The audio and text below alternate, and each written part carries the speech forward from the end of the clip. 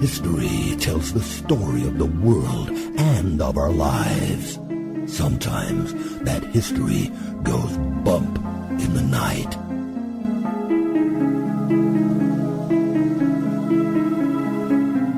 Broadcasting from the center of oddity and the supernatural in Central Florida, it's the History Goes Bump podcast.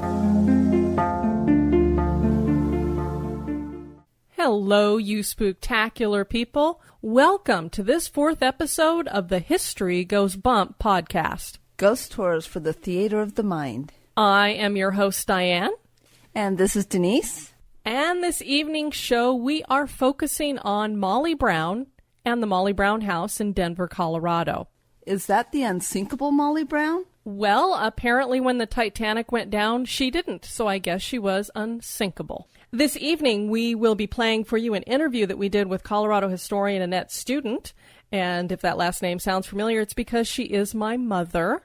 So we're looking forward to sharing that with you guys. But before we get into that, I just wanted to thank those of you who have already tuned into the show. We've been getting a lot of downloads. It's a fabulous thing. And we've actually been getting some feedback via some direct messages, and it sounds like everyone's really enjoying the show. If you haven't sent us some feedback and you'd like to do that, you can contact us at historygoesbump@gmail.com. And if you are enjoying the show and you listen via Stitcher or iTunes, you have the ability to give reviews at both of those locations, and we'd love to get them. And it's not because we have egos that we want to get stroked. It's because when you start getting reviews for the show, it makes the show go up in popularity, and so it shows up a little bit higher. You know, right now we may be down in the basement somewhere, and we'd like to move our way up. So if you guys have been enjoying the show, we'd greatly appreciate your reviews. And they don't have to be 5-star. Maybe you don't think it's great, but any little bit definitely helps us out. So thank you for doing that. And we absolutely love constructive feedback as well. So if there's something that you're like, I like the show, but this would be really cool, or a place would be really cool to see, let us know that as well, because this is a group effort. We get to be the ones that get to sit here and tell you all about it, but we want you to be involved. And so we really want to make this a fun thing that people can get their recognition out there as well. And we already have a couple people who have become members of the Spooktacular Crew. If you'd like to do that, you just go to historygoesbump.com, click on the Spooktacular Crew tab there, and it'll have all the information how you can do that. That website's also where you can find out everything you want to about the show. At the time of this recording, Denise and I had just gotten finished with a very fun and, I think, great achievement this past weekend. Disney hosted their Twilight Zone Tower of Terror 10-miler, and we participated. Yes, and that was quite the achievement. I believe that my hips are now cursed. Yeah, I would have to say this was on Saturday evening, and on Sunday morning, I think we sounded like something that would haunt a cemetery when we were getting out of bed in the morning. Oh, my hips, my back, my feet. I don't think that's what ghosts sound like in a cemetery, but something like That's what Diane definitely sounded like. But anyway, we had great fun. If you are a runner or a speed walker, we mostly speed walk these because I have asthma, so I can't do a whole lot of prolonged running. But if you're interested in doing this kind of thing, I highly recommend doing a Disney race. They are more expensive, but they have fabulous bling. And there's great entertainment. And since this was the Tower of Terror 10-miler, villains were everywhere. Yeah, and what's more fun than running quite a distance and then coming back in through Disney's Hollywood Studios and having Hades at the top of the sign greeting you back and taunting you. Yeah, saying, move along, people. Come on, move along. I don't have all night. You're supposed to be running and not walking. So anyway, we had a great time, and we did post some pictures on the History Goes Bump Facebook page if you want to check those out. And I do want to give a shout out to our cousin Tim, who he ran it, so he finished about an hour and a half ahead of us. And so a shout out goes to him as he's working on his own personal goal. And then a shout out to our little cousin Connor, who did the 100-meter dash.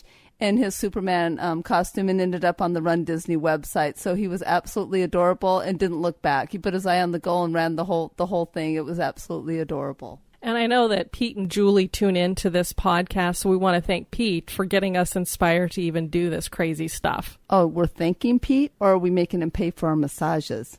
Just kidding, Pete.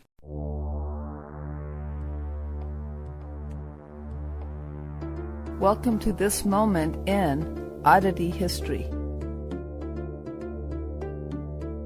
So many of you, especially from my generation, probably not only read the book but saw the movie Christine by Stephen King. And it was a movie about a cursed car. And so, very entertaining movie, left a lot of people freaked out. But could a car really be cursed?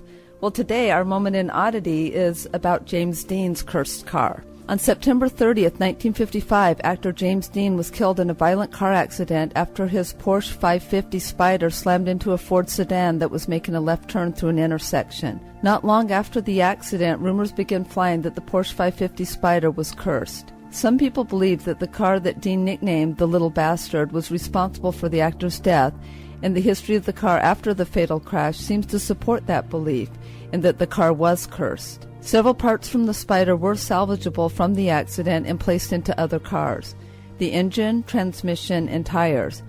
All of the cars that received parts from the Spider were later involved in terrible or deadly accidents. When the car was initially brought into the shop of the new owner, George Barris, it rolled off the back of a truck and crushed a mechanic's legs. Later, the car was being used as an educational piece about driving safety, and on a trip to one event, the truck transporting the Spider went off the road and killed the driver, somehow ending up on top of the driver after he was thrown from his truck. At another safety event, a teenager's hip was broken when the car's restraint chain snapped and the car fell on the teenager. Then, somehow, the Spider managed to disappear forever. The other oddity about this with the curse is that there was German Porsche mechanic Rolf Wutherich was riding along with James Dean on that fateful night and was injured in the crash, breaking his jaw and shattering his thigh bone. He later tried to kill himself a number of times. He was never successful, but he did go on to stab his wife 14 times. He died in 1981 in a drunk driving accident. Was this about guilt? Or was he cursed? Was this a carryover of the car's curse? We'll never know, but such a car certainly is an oddity.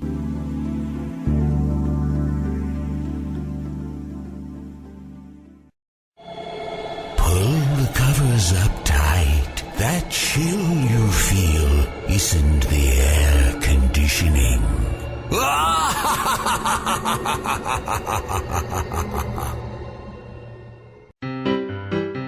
This day in history. This day in history, the Grey Ghost Greenback Raid. On this day, October 13th, in 1864, John Singleton Mosby and his battalion of guerrillas staged another one of their infamous raids, dealing a heavy blow to the Union during the Civil War. Mosby was a Confederate Army Cavalry Battalion commander, and his command was the 43rd Battalion, 1st Virginia Cavalry. He was nicknamed the Grey Ghost because of the stealth of his raids and ability to evade capture. His men came to be known as Mosby's Raiders, and they were good at blending in with locals. Union Major General Sheridan had won several battles in Virginia and held most of the territory, but Mosby would be a thorn in his side.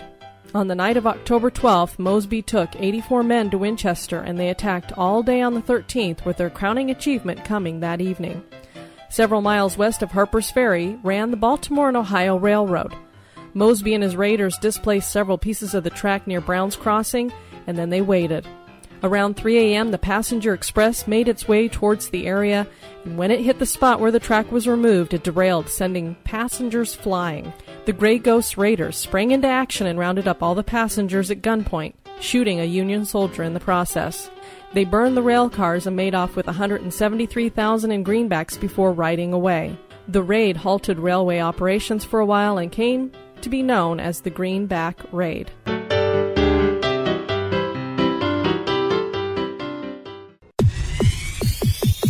You're listening to History Goes Bump.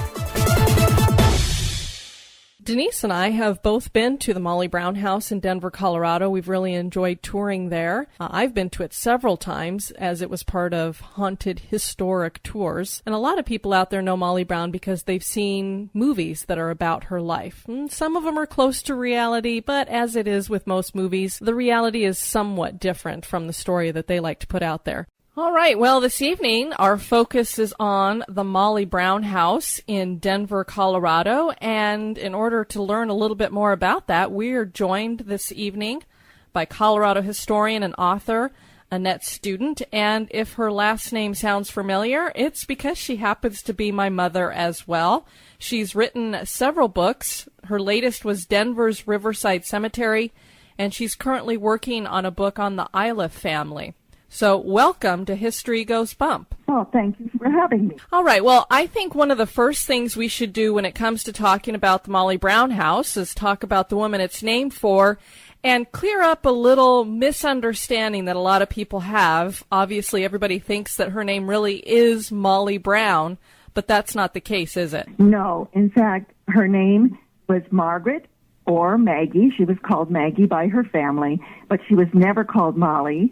Hollywood gave her that name when they made the movie that starred Debbie Reynolds. It was easier to have song lyrics with the name Molly than Maggie, so that's how her name got changed. So she got changed with the song lyrics, but who was the real Margaret Brown? In the movies and the plays and the books, she was often portrayed as an illiterate, ignorant, and coarsely mannered woman. But in reality, she wasn't. She was a leader, an achiever. She was independent. She was educated, articulate, an excellent and successful fundraiser. She was very kind-hearted. She was charitable, heroic, a devout Catholic, socially prominent in the United States and abroad. She was well-informed, politically active, and a champion for women and workers' rights. Sometimes she was even her own best press agent. Exaggerating sometimes, she sometimes told her own good stories. And in fact, a very close friend of hers said she was exceptionally bright, a most interesting conversationalist, had a charming personality, and this coupled with her beauty made her an attractive young woman. She was also said to have been a woman of tremendous executive ability, particularly noted for her rare bravery at the eventful time of the Titanic disaster. She was a woman of large philanthropic interest, and she met the request for aid with generous responses. Now, before she became the adult woman, can you tell us a little bit about her childhood, who she was back then? Yes, her parents were John and Joanna Tobin. They were very staunch Catholics. In fact, both of her parents had previously been married, and both of their spouses had passed away. And after the spouses passed away, they each had a daughter, and they moved separately to Hannibal, Missouri, which happens to be Samuel Clements' hometown, and Samuel Clements is also known as Mark Twain. And so besides their own daughters, Catherine and Mary Ann, they had a daughter, Helen, and they had Margaret, and then they had two sons, Daniel and William. John worked for the Hannibal Gas Works as a manual laborer for 20 years.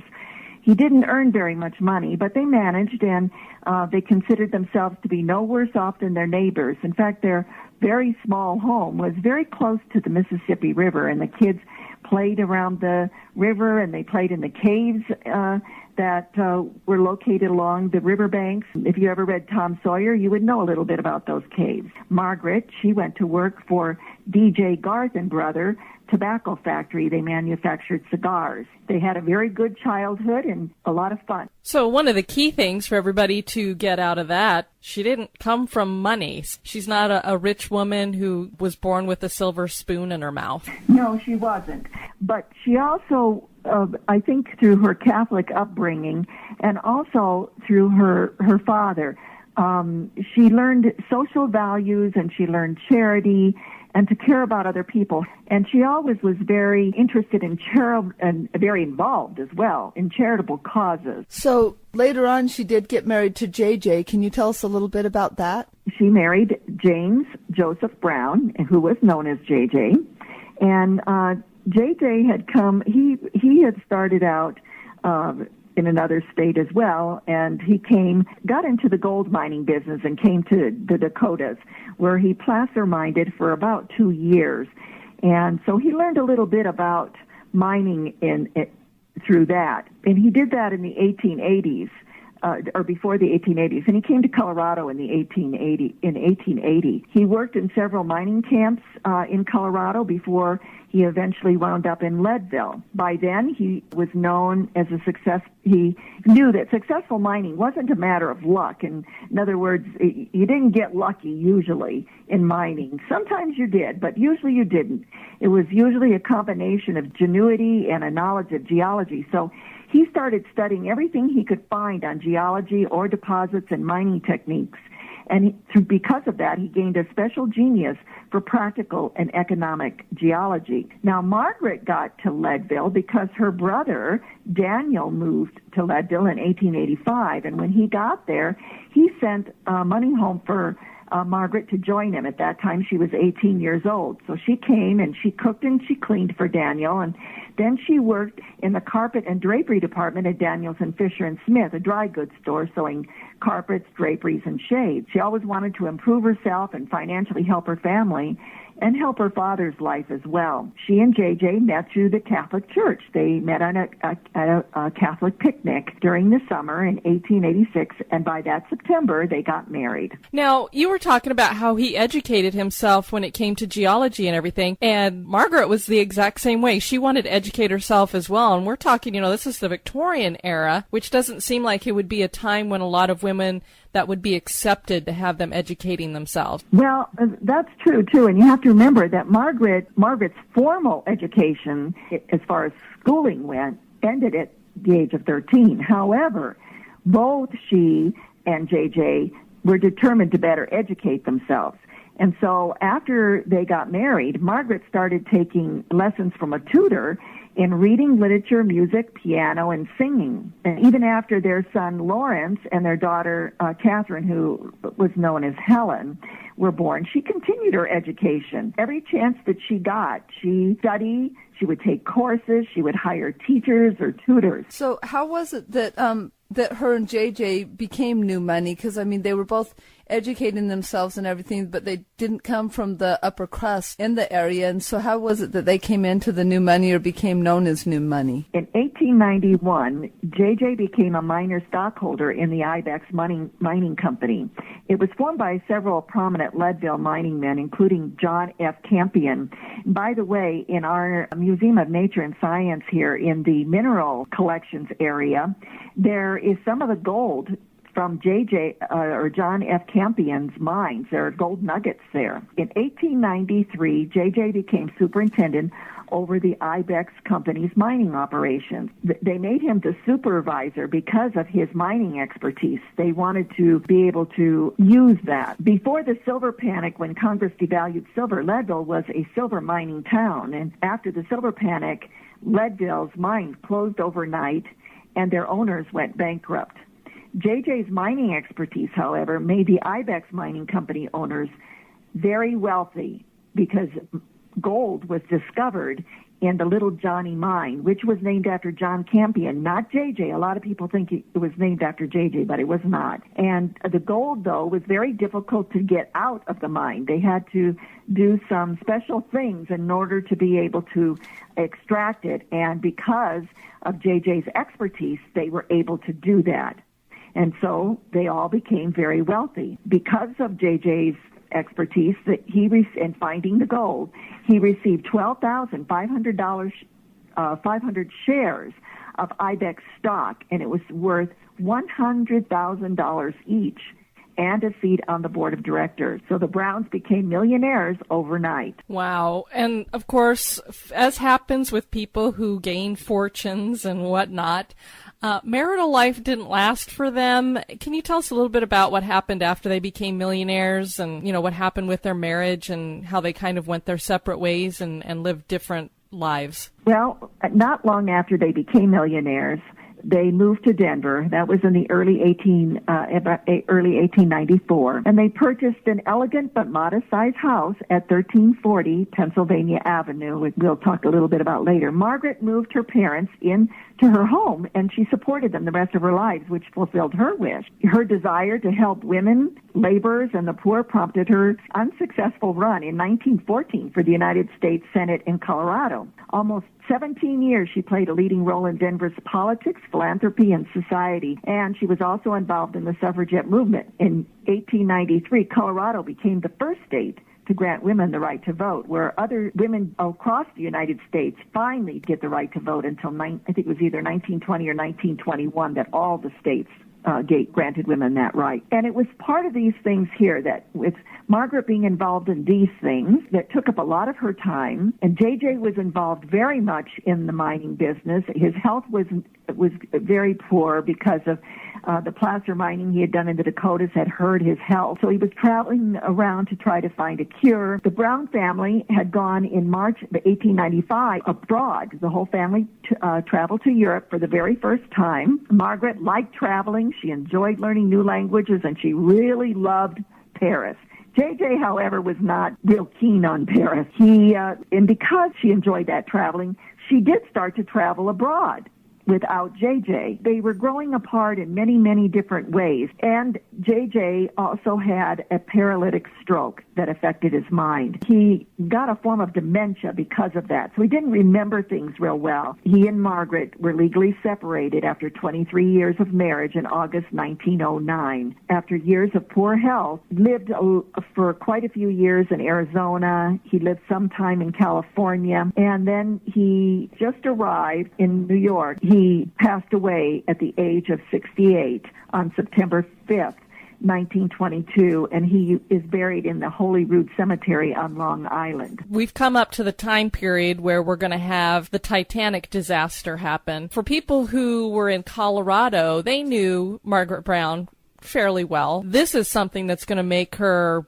probably, would you say, internationally known? Yes, she became internationally known after this. This really made her famous. She was very much admired afterward in some respects. So, yeah, I would say it did make her well known. Do you want to tell a little bit about the story with the Titanic, what happened with her? Yes. If you've ever watched any of the movies that have had the Titanic in it, and the way that she has been portrayed, I would say that Cameron's Titanic was probably one of the better representations of her. But in 1912, Margaret was traveling abroad with her Newport friends, John and Madeline Astor. And Madeline was John Astor's second wife. He already had grown children, and he married this woman a lot younger than himself. And they were kind of on their honeymoon trip. And Margaret was a very good friend of theirs. And they had gone to Egypt, and they'd been in Paris and all over. And while they were in, I think it was Paris, she received word that Lawrence's son and her first grandson here in Colorado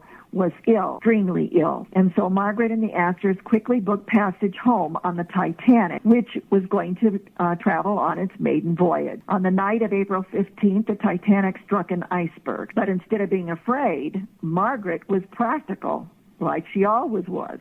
She changed into her warmest outfit, a black velvet two-piece suit. She placed on 7 pairs of woolen stockings, one over the other. Then she put on a sable stole J.J. had given her some years before, and she wrapped this silk, was kind of like a hat and a scarf together in a way, but she wrapped this thing around her head. And then from the room safe, she took out $500 in bills, and she placed them into this small wallet that she wore around her neck under her clothing. She strapped on her life jacket. She took a blanket from the bed.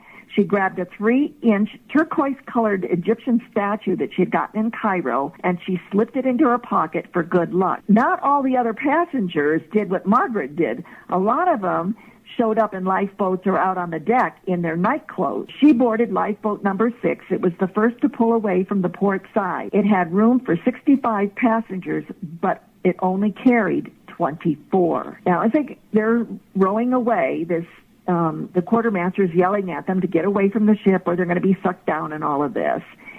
And then they're a little bit of a distance away. They're far enough away where they won't be sucked down.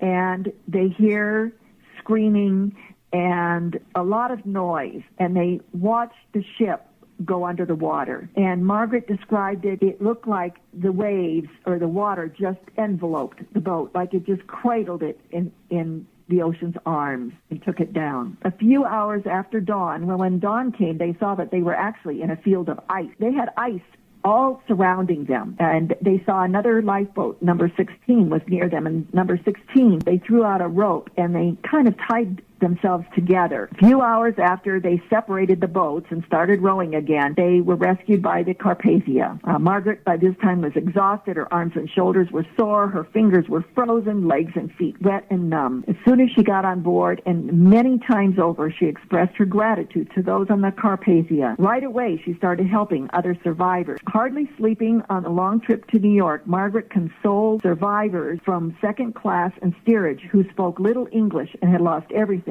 So that's where her languages came in handy, as she was able to speak with these women and help them. At breakfast the following morning after they were picked up, Margaret asked fellow first-class survivors for help on behalf of the poor foreigners who had lost everything, their husbands, their money, sometimes even their children. They were coming to the new country with nothing except for the clothes on their back. And a committee was formed with Margaret acting as the chair. Immediately, $4,000 was pledged. The names and contributed amounts were typed up, and they were tacked on the wall at the foot of the stairs. Well, that cost a little bit of social pressure, and so they were able to raise $10,000 to $15,000 more because nobody wanted to look like they were cheapskates. After the Carpathia docked in New York, Margaret, still wearing her black velvet suit, remained on board until the next day so she could stay with survivors she was helping. After learning her grandson was okay, she stayed in New York and set up temporary headquarters. She and 3 other women directed foreign survivors to various consuls in New York, contacted friends and relatives for them,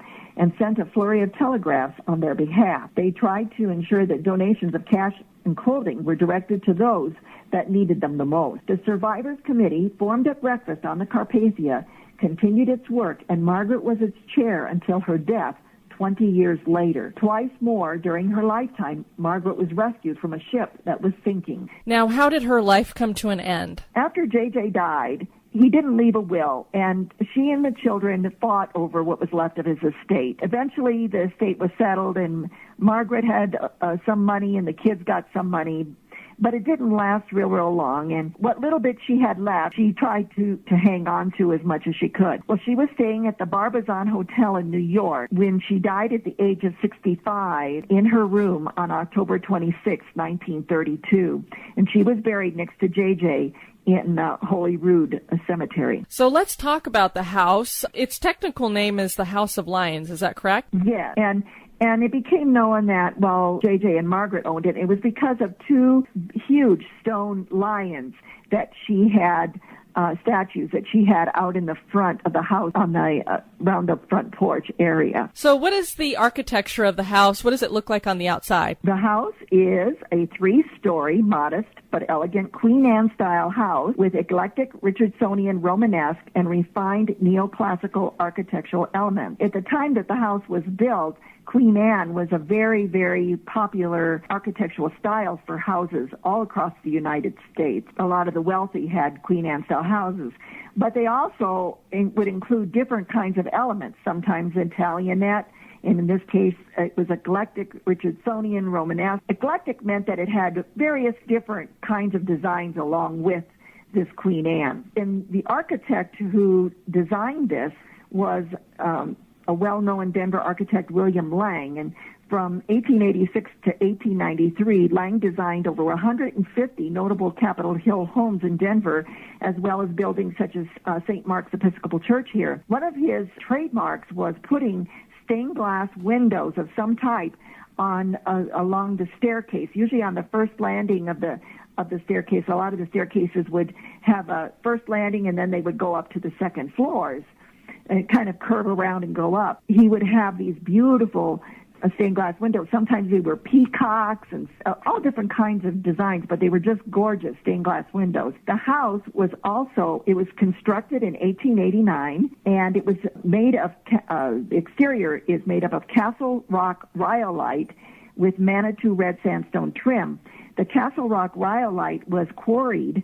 It's like a lava rock, and it was quarried in Castle Rock, Colorado, which is about 30 miles south of Denver. The red Manitou sandstone was quarried down in the Colorado Springs area. The house was not originally built for J.J. and Margaret. They bought it after it was built. The time that they bought it, Queen Anne's were really no longer being built by that time. That they were kind of going out of style. The house was built for the Larges, Isaac and Mary Large, and they bought the 3 lots that the house sits on for $4,000, and then they hired William Lang to design it for them. Well, Mary's health became very bad, and of course they also suffered some from the 1893 silver panic, so they decided to move outside of Denver and move near where Montclair is. Then they sold the house then to J.J. on April 3rd, 1894 for $30,000. After the Browns bought the house, and they made several changes to the front area. They built a retaining wall at the sidewalk level. They put in a newer, longer walkway that had sandstone columns framing it, and that was constructed up to the porch. They replaced the wooden shingle roof with fireproof French tile. The 2 small porches that were in the rear of the house were combined into one large enclosed brick veranda. There was also a 1.5-story Castle Rock Rhyolite carriage house in the rear of the house. So that sounds like an amazing outside of the house. And our guest, as you're listening, you can go to our website if you want to see pictures of it. It's an absolutely gorgeous house. Can you go ahead and go from the outside to the interior and tell us a little bit about the inside of the house? Yes, I will. And one of the comments I'm going to make right now is, when people come to visit the house, and it is open for tours, it's now known as the Molly Brown House Museum. And a lot of people, when they come there, they remember the movie that Debbie Reynolds was in this huge ballroom and these huge rooms. And they go, well, this house isn't very big. And it really isn't. It was really a very big house when the Browns lived in it compared to other houses in Denver. It was considered, although it was modest, a sort of mansion to a certain extent. But it was never as big as what it was portrayed in the movies. When you walk into the house, you step into a foyer, which contains a fireplace, a beautiful wood staircase, and a hallway closet. The doorways there are 2 doorways, and one leads into the dining room and one into the formal parlor. The walls are covered with gold-painted, embossed anaglypha, and that's a brand name for a type of wall covering, much like paper mache, which is made of layers of paper pressed together into designs.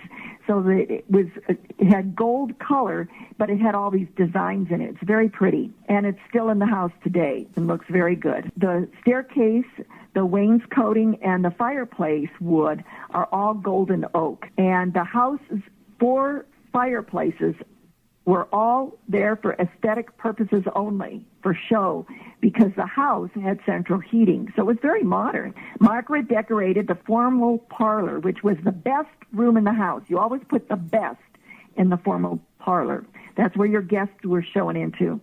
And she had artwork, souvenirs from her travels, overstuffed circus chairs, a polar bear rug, a piano, colonial revival floral swags along the frieze that went across around the top of the ceiling along the walls.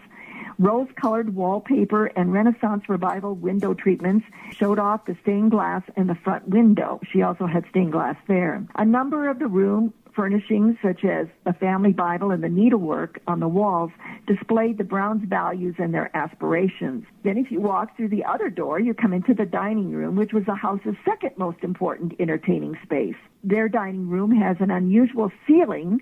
It's painted to resemble a palm-filled, sunlight-drenched conservatory, and it was created to give guests the feeling of alfresco dining without being outdoors. There was also a door that led from the dining room outside onto the porch, so that could be opened up and they could dine, have some diners outside in the summer months, and you could just have this open feeling. There were pocket doors between the dining room and what they called the family parlor, and that would be like our family rooms today. And there was also a pocket door between the family parlor and the formal parlor. And these doors, pocket doors they are doors that slide open and they slide into the walls so that you don't see them. And the doors were closed between the dining room, family parlor, during luncheons and dinner parties, but the pocket doors also served another purpose, a more practical purpose. They maintained heat during the winter months. Margaret later converted the family parlor into a library, and it had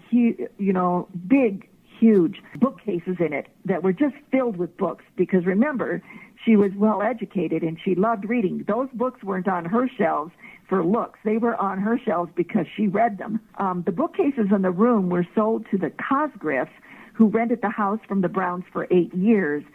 But the museum got those bookcases back in 1994. They were very, very lucky to get them back. And after 76 years, they were returned to them. Wow. The kitchen was laid out, and the kitchen was just behind the dining room. There was a butler pantry in between the dining room and the kitchen. The kitchen, technologically, was advanced for its day.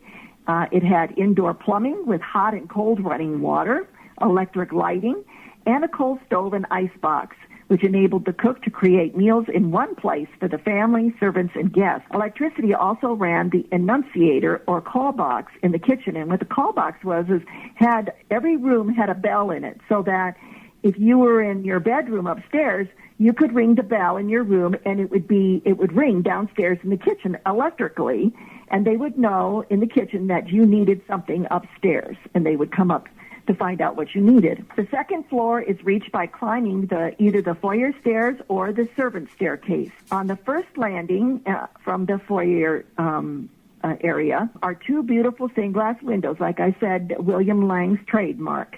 At the top of the stairs is a small sitting area, and just off of that sitting area is a door that leads out onto an outdoor balcony where Margaret had hired musicians play to entertain her guests.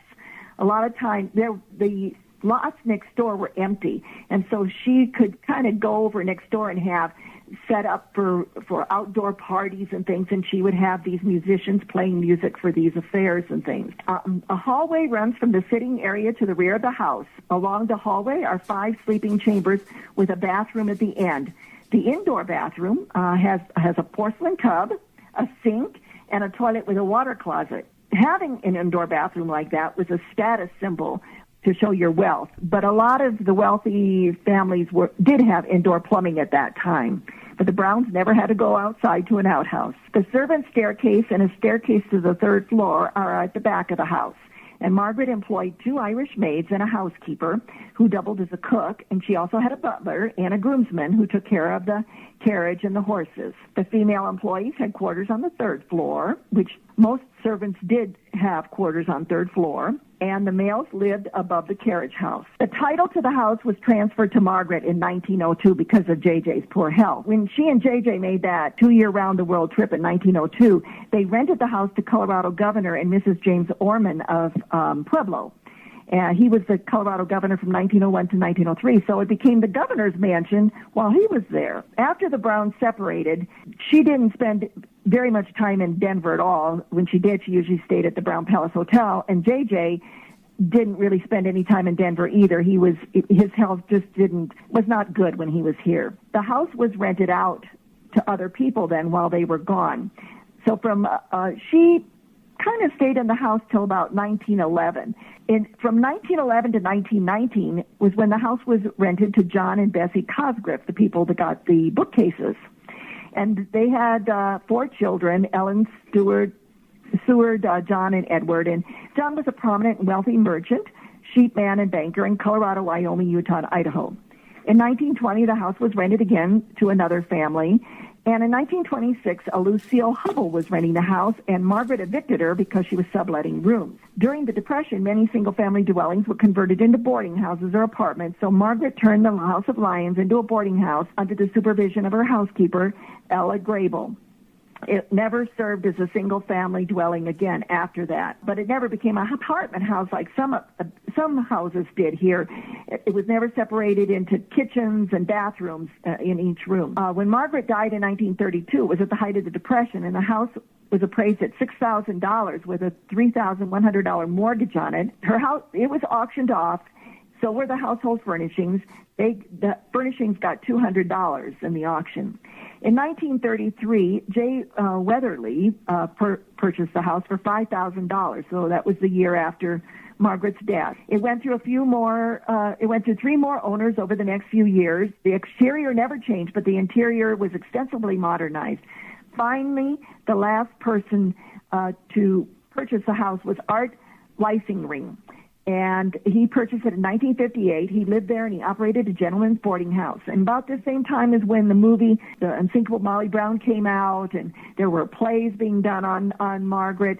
So he tried to get people interested in the house's restoration because he couldn't really afford to keep it up. And nobody seemed to be really interested. And by the late 1960s, he just couldn't take care of it anymore. So he leased the house to the city's juvenile court as a home for wayward girls. In 1970, a Denver resident, Christine Coswick, feared that the house might get demolished, and there was talk of that happening. So she wrote to Colorado's First Lady, Ann Love, and she said, won't Denver recognize Molly in some way? Well, Ann Love gave the letter to Bob Sheets, who was executive director of the Colorado Council of the Arts and Humanities, and Sheets already had been approached by Leising, so he knew about the house and that.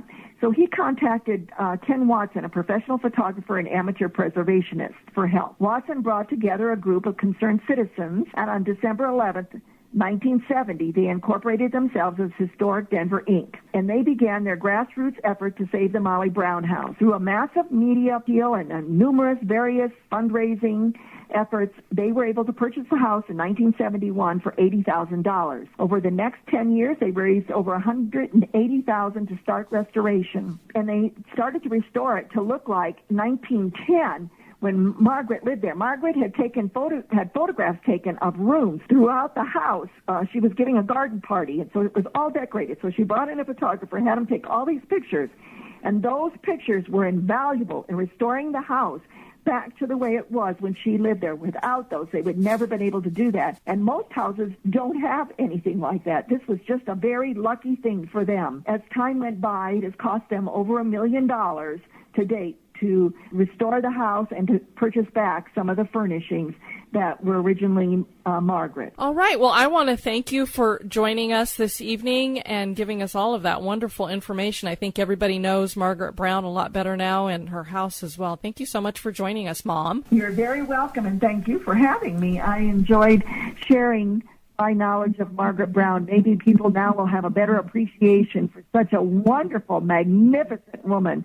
If she were alive today, she would be the CEO of a company. Yes, thank you so much, Mom. It was really interesting and fun to always have you join us with your knowledge of Denver history, and especially tonight of Molly Brown. Oh, you're very welcome. Well, that was a phenomenal interview, and as is the case with a lot of historians out there, they don't get so much into the paranormal, but occasionally they get pulled into it whether they want to or not. I bet if you ask a lot of people who do ghost tours, they started out as historians, and then the ghost stories started rolling in, and they just kind of got pulled into this. So Denise and I are going to share with you the paranormal activity that's been going on around the Molly Brown house, because for my mom, that's not something that she's really looked into. And one of the things that, especially if you're in the Denver area, the Molly Brown house itself hosts several Halloween-inspired events each year with both their Victorian Horrors Tour and Ghosties and Goodies Tea. You can check those out at www.mollybrown.org. So both Margaret and her husband JJ have been seen roaming the halls of their former home, and JJ, who enjoyed smoking a pipe and cigars, must still be enjoying these items in the afterlife, because the scent of the smoke can still be detected on occasion. And the unique thing about this was that JJ was not allowed to smoke in the house when Margaret is around. Now, a lot of the reports say that the scent is coming either from the attic or the basement. What do you think when you hear that, Denise, about JJ? Well, it probably would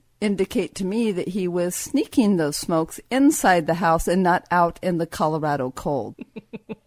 I would have to agree. Margaret's mother, as you heard from the earlier interview, passed away in the home, and she is sometimes seen standing at one of the windows. And occasionally the window blinds will go up and down without any seen assistance. Also there, you will have incidences where rocking chairs are rocking without assistance, and the tinkling of piano keys is sometimes heard. And the dining room hosts a ghost that rearranges items and has been photographed sitting at a table wearing her Victorian best. Keep in mind that this home has also served as a type of halfway house for girls, and we all know that activities that could lead to paranormal activity are a possibility. So, is the Molly Brown house haunted? That is for you to decide. Well, that's it for the show, folks. Thanks so much for joining us this evening. If you like the show, we would appreciate you sharing it around on your various areas of social media. And for our next show, we will be focusing focusing on the Roosevelt Hotel in Hollywood. Dun, dun, dun. And as we talked about James Dean this evening, we'll be talking about another star from that same period, Marilyn Monroe. And until next time, I'm Diane. And I'm Denise. Thanks for being here. Goodbye.